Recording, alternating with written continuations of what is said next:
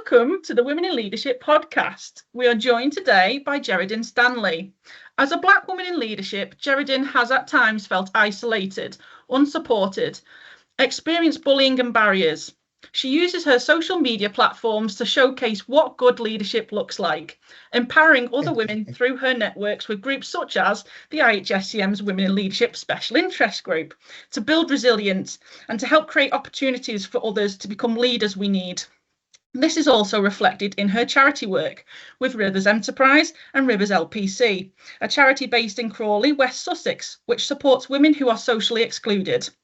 We are thrilled to have Jeredyne speak with us today and share her experiences, so that if you are struggling as a Black woman in leadership, have faced bullying, discrimination, and felt isolated and unsupported, that there are places that you can go to online and physically to seek support and know you're not alone. And we are welcome to be part of our group of growing women in the Women in Leadership Special Interest Group. Our door is open beyond supporting those in health and social care.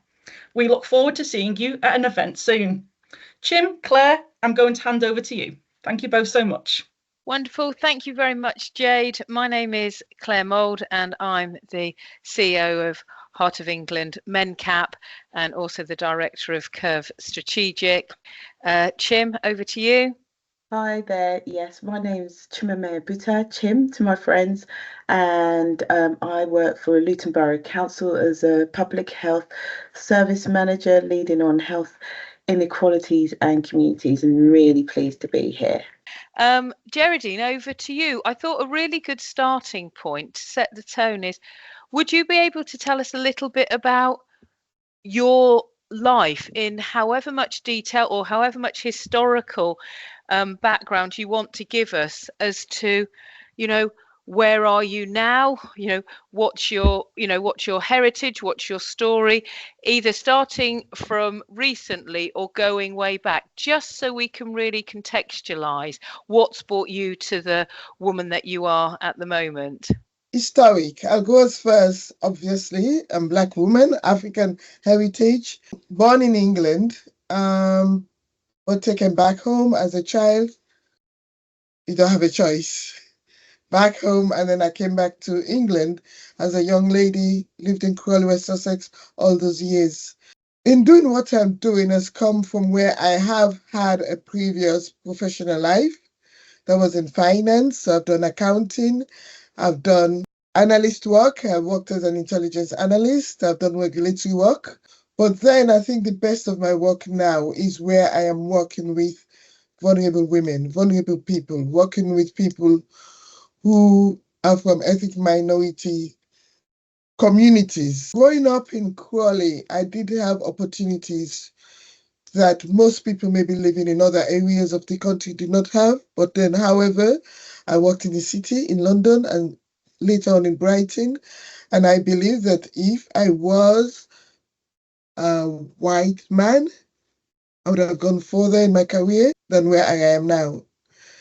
And also, talking about race, if I was a white woman, not that I want to be a white woman, I'm just saying, I would have had more opportunities than now, because I've had managers, I've had team leaders who is one of those where you have a manager, you have a team leader, you go for a promotion, and you do not have the job, yet somebody who's least experienced, being in the company or organization less time than you have, gets the job, and you're told, oh, well, you need to support her.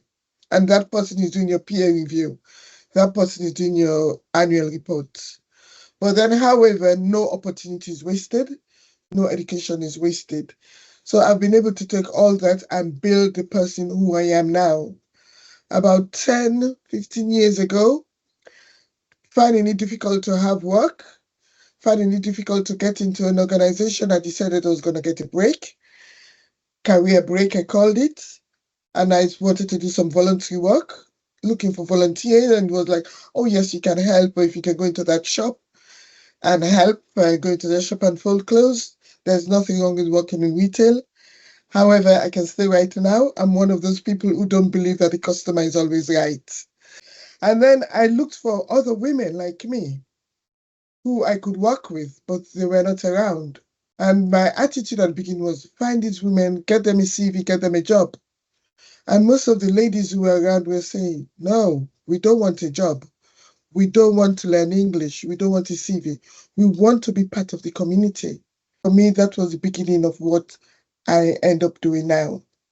Did you feel that, and please don't disclose anything more personal than you need to, but I'm curious, if the point of coming to saying you needed a break, was that born of the frustration of seeing yourself overlooked for those promotion opportunities and you thought, this isn't where I want to do? Or was it just on a more personal level, you just decided that you wanted to do something else? The answer is yes, yes, and yes. Yes, because of frustration. Yes, because personally I thought I need to stop and start again. And then yes, because if I didn't do it, nobody was going to do it for me. And from a chronological perspective, we're literally talking 10, 15 years ago.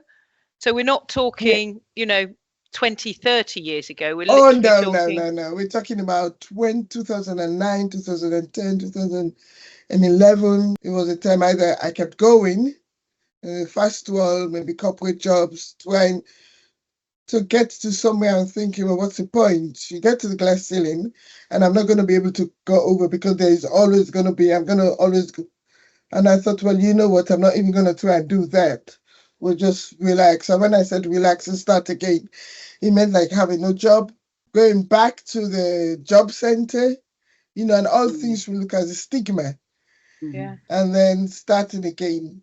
But then in wanting to start again and then build a life where I can help others, that meant that a lot of the things we think is important in life is not so important because there are lots of other people suffering. Jeredyne, that is so amazing, and definitely rings a bell in my heart listening to you as well. And I think you're very brave to speak so plainly about it, actually, because I think that lots of Black women don't speak so plainly as you have just done now about it. So, saying that, who are your inspiration? Who? I probably have a what. What's your Like inspiration? like I think the word frustration comes out because there are certain things that can be done, but then the formality, the bureaucracy of this world stops us. So my inspiration is that if we can, talking about the glass again, if we can see through and want to get there, is breaking that. Sometimes it's not the ceiling, it's the barrier to get through. So my inspiration is that we can do it, I can do it, but then I'm not going to do it on my own. And I'm a lady of faith as well, so I can do it. And I just believe that if you can see it, if you can think it, you can do it with help. But then at the same time, I am inspired by people who you help and they don't stay where they are and they grow. And just looking around and looking at the changes in people's lives by bringing something to them they don't know. At the beginning, I used to say, how would you know what you do not know? And that's it. I mean, nowadays, social media, 10 years ago, it wasn't as much as it is.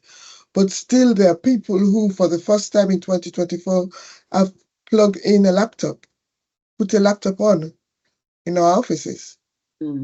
So it's just watching people grow is my inspiration. And also but there are other people who obviously, whose shoulders I'm standing on, who've done things like this before me. So, it's nothing new. And saying I'm very brave, I think that's the point where I'm thinking, well, what's the worst that could happen if you look at what's happening in the world nowadays?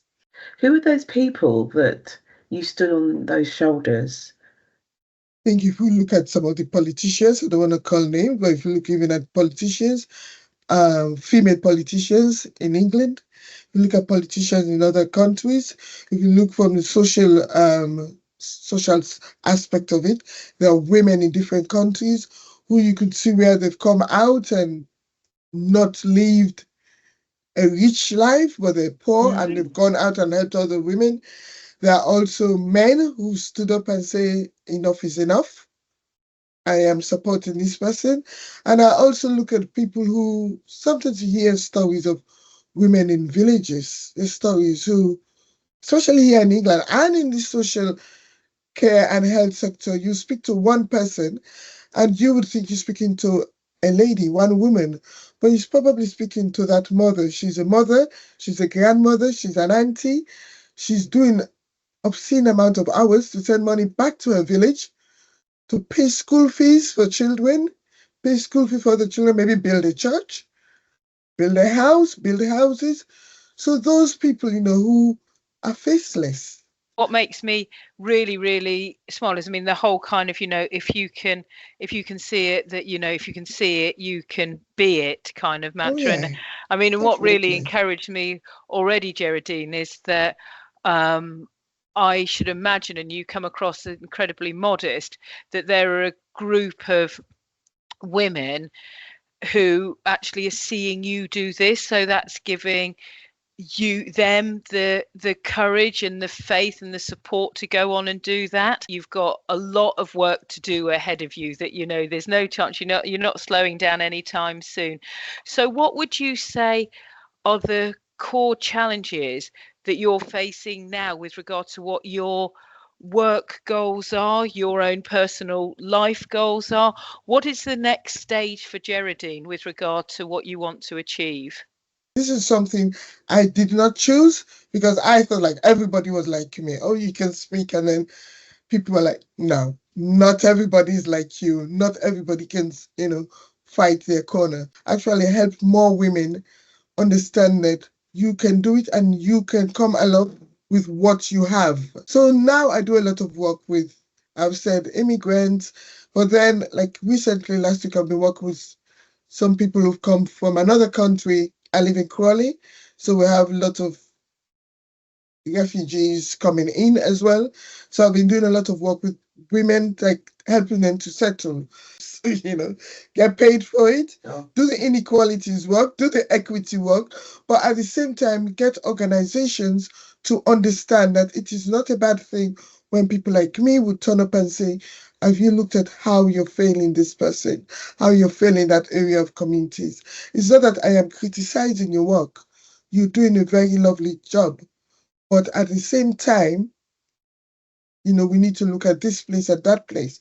So, for example, I've just finished work I've been doing with NHS Sussex, where they're looking at the equity inequalities in perinatal antenatal situation, and which has been really, really good. If you're not familiar with the community, you will not stop and think about it.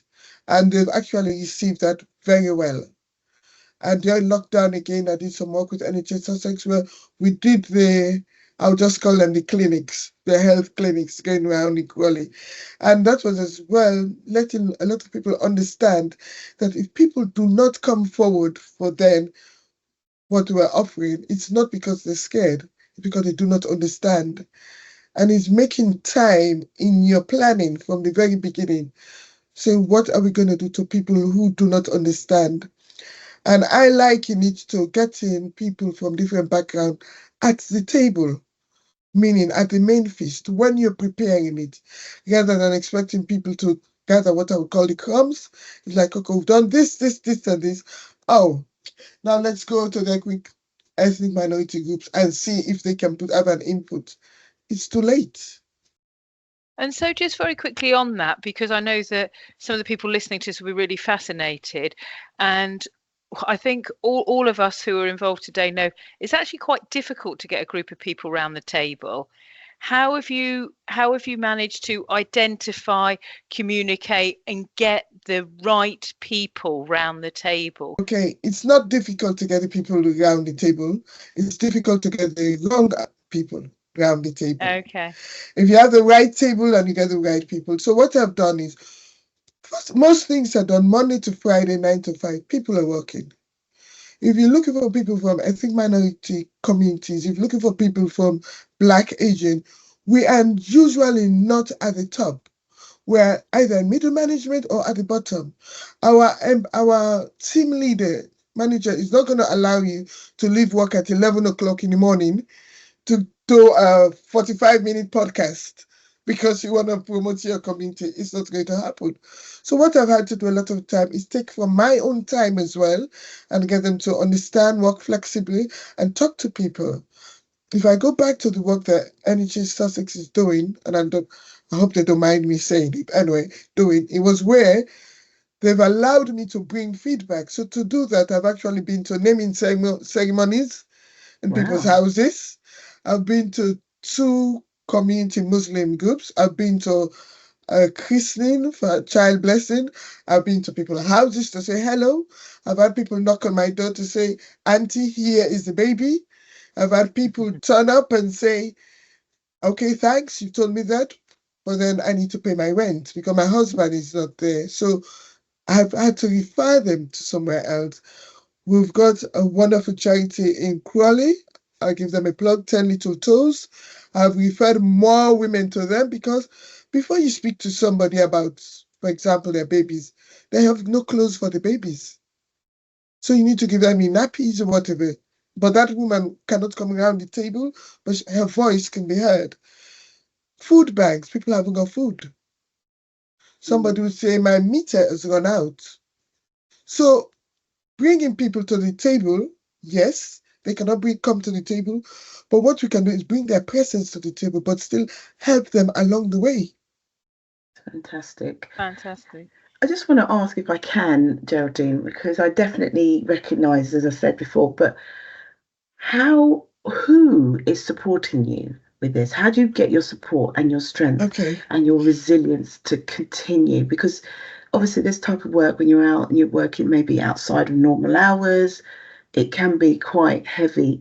So where is your support and who do you get it from? I get support from a close, very small group of friends, people I've met along the way. I get support from the volunteers, the people in the community who come close to me and want to do something.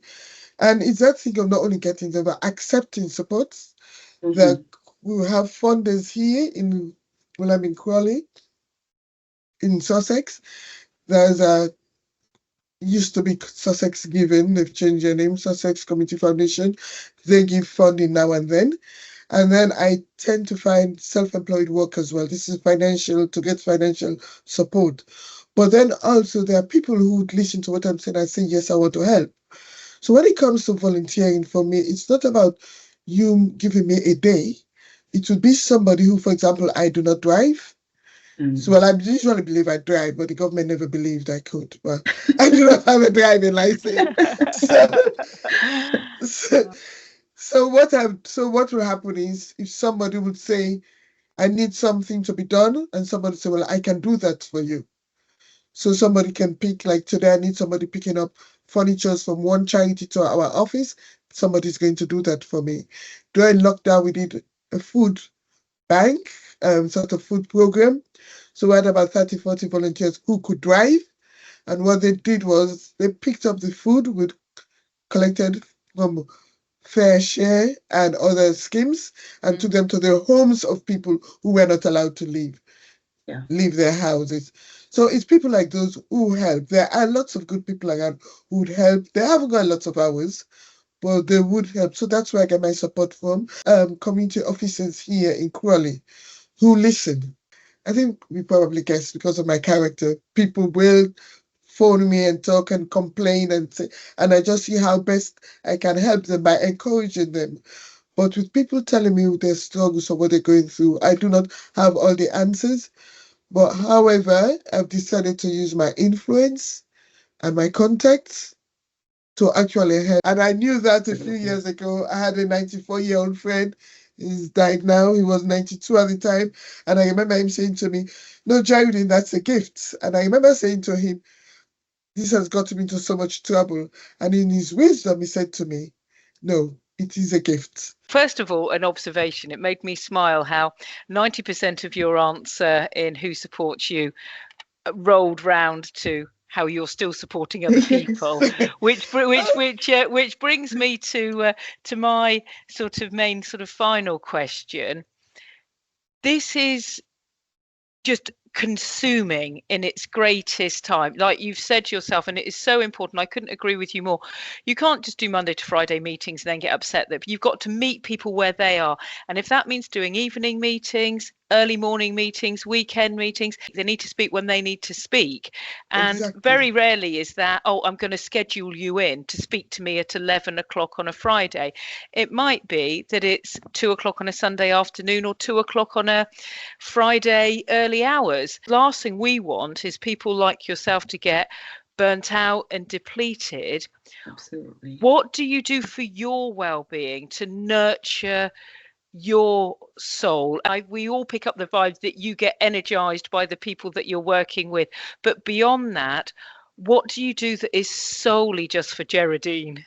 So I go to the gym a lot because a lot of people I know do not go to the gym. So that's one place to hide. I switch my phone off. I've got two phones, a work phone and personal phone, and I switch both of them off. I am not a phone person. I can go out without the phone. I'm not hurrying back for the phone. I do not drive, so therefore I'm able to go out for walks a lot. And recently I took up the outdoors, doing things in the outdoors, camping, for the love of me, buying a tent, putting that up, just trying to do nothing, doing something without the phone, without technology, and just don't talk to people. So, Brilliant. Well, that's really, really, and then that's such an encouraging message that actually there are some times that you have got to cut yourself. And I know people refer to it rather, saying, oh, I'm having a digital holiday. I think actually, no, it's just, no, you no, just no. need to turn things off and just put yourself first and just spend some time with your own self and your own thoughts. So I think we're all as a group really pleased that you are doing that, and that's a really important message to take back to colleagues as well, that no matter how much you give and give, sometimes you have just got to turn the phone off and spend some time, whether that's camping on your own or in the gym where you know that people, just where you can be anonymous. You do not have to always answer your phone. Yeah. I always say to people, because the phone was meant to communicate. And if you do not want to communicate to that person at that time, so what? You call them back when you can, if you want to. Yeah, that's fantastic. So, no, I do have downtime. I definitely do. There are two things. I think we can put it in two sort of buckets. What are your key messages to sort of your service users or your clients, the people that you meet all the time and you want to help? And what are the key messages you would give to other women, not just women of colour, but all women who might have found a barrier in some way or shape or form? Things start with all women is we will and do have barriers from when we're born, and you come and like it's a girl or it's a boy, or we know it's a girl or it's a boy.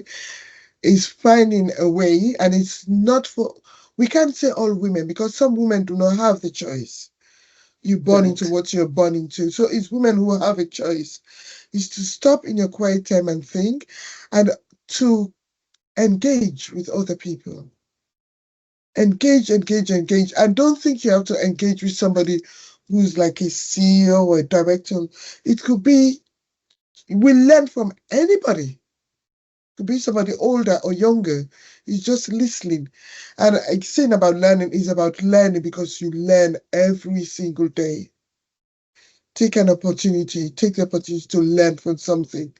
For organizations and my service users, it's about giving women the opportunity to do things. Yes, somebody can do something 9 to 5, as we said, but because of her circumstances, it's possible that she could put the children to bed and she'll be available from 11:30 to 3:30, especially now we have hybrid working to do the work. And it's about listening. And for me, I go back to, I said earlier, I didn't want to call names, but we have people, for me, I can think of politicians, entrepreneurs who've really stood out. And for us to look back at those people who've left the ladder down, but also I'm saying to those who've gone into places and they've pulled the ladder up. We won't name names, but put the ladder down. Let other people climb up. Let other women climb up. So it's not about being a woman of color or a woman of what, it's about just being women. We still have all the other skills to go with that we can do. If we're going to list everything down, now we have an endless list of opportunities for women. It's there. Thank you so much. Thank you, Jade.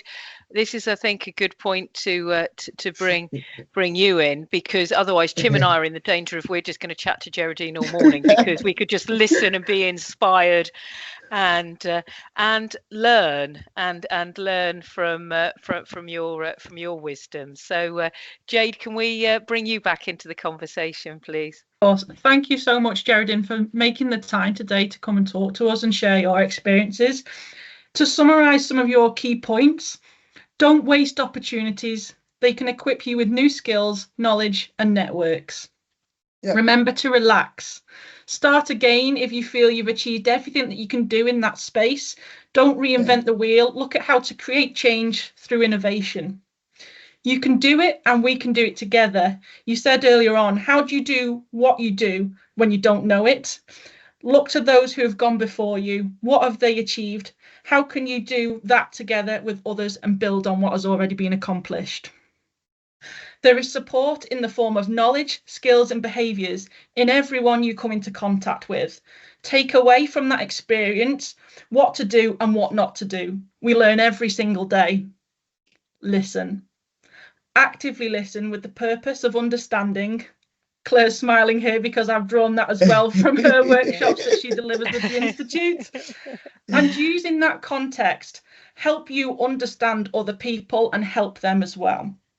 And lastly, remember to switch off. That includes devices and thoughts.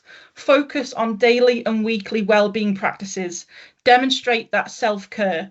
As a leader, that is what good role modelling looks like. Yep.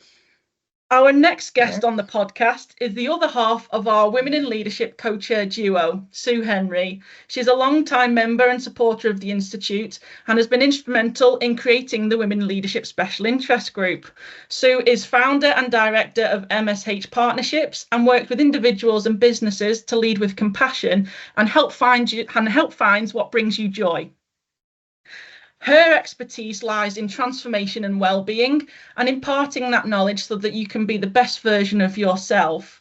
If I'm to leave you today with one thing, and it draws on Jeredyne's experience, it would be to do what makes you happy and content.